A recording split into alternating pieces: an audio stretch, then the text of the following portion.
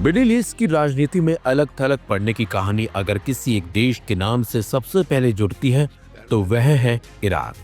कभी शाह के दौर में पश्चिमी एशिया की एक प्रभावशाली और समन शक्ति रहा ईरान 1979 की इस्लामिक क्रांति के बाद धीरे धीरे अपने ही क्षेत्र में संदेह, टकराव और अविश्वास का केंद्र बन गया।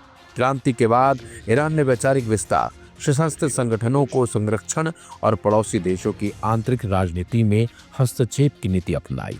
इसका परिणाम यह हुआ कि उस पर अंतर्राष्ट्रीय प्रतिबंध लगे। अरब देश उससे दूर होते गए और क्षेत्रीय ताकत होते हुए भी ईरान राजनीतिक रूप से अकेला होता चला गया। आज खाड़ी की राजनीति में उसी ईरानी अनुभव की गूंज सुनाई देने लगी है। फर्क बस इतना है कि इस बार सवाल संयुक्त अरब अमीरात यानी कि यूएई को लेकर उठ रहे हैं। लंबे समय तक गल्फ का सबसे व्यवहारिक, संतुलित और बिजनेस फ्रेंडली देश माने जाने वाला यूएई अब मुस्लिम दुनिया में तेजी से विवादों में घिरता नजर आता दिख रहा है।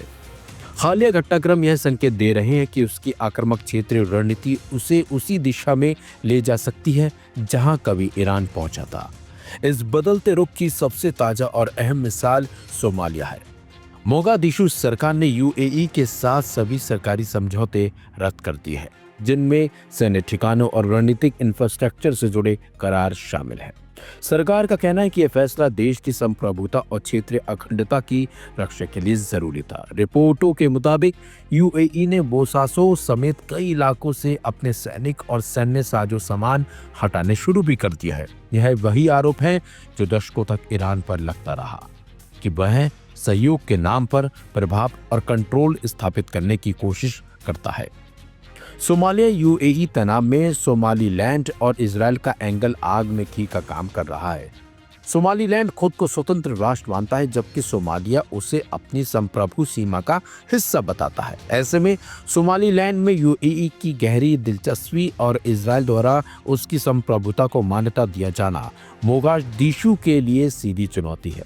रणनीतिक बंदरगाह शहर बेरबेरा को लेकर भी यही आशंका है कि यहाँ सैन्य और भू राजनीतिक हित क्षेत्रीय स्थिरता से ऊपर रखे जा रहे हैं, ठीक वैसे ही जैसे कभी ईरान पर आरोप लगे थे। यूएई की छवि को सबसे गहरा झटका सूडान से लगे आरोपों ने दिया है।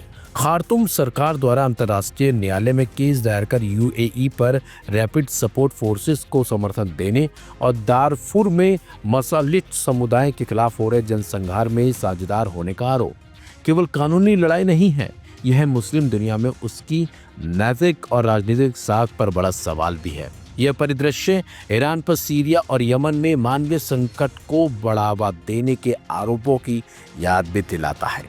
यमन में सऊदी अरब और यूएई के बीच उभरता खुला टकराव इस अलगाव को और स्पष्ट करता है। जिस तरह ईरान सऊदी प्रतिद्वंदिता ने पूरे क्षेत्र को अस्थिर किया, उसी तरह अब यूएई और सऊदी के मतभेद खाड़ी की एकजुटता को कमजोर कर रहे हैं। सऊदी समर्थित बलों द्वारा यूएई समर्थित साउदर्न ट्रांजिशनल काउंसिल को हाशिए पर धकेलना यह संकेत देता है कि रियाद अब अबू धाबी की स्वतंत्र और आक्रामक रणनीति से सहज नहीं है। फिलहाल यूएई ईरान जैसे अंतर्राष्ट्रीय पाबंदियों की गिरफ्त में नहीं है, लेकिन संकेत साफ है, अगर विवादास्पद कठोर सैन्य दखल और क्षेत्रीय महत्वाकांक्षाओं का यही सिलसिला जारी रहा तो वह दिन दूर नहीं जब आर्थिक समृद्धि और आधुनिक छवि के बावजूद यूएई भी राजनीतिक रूप से उसी तरह अकेला खड़ा नजर आएगा जैसे कभी ईरान हुआ करता था।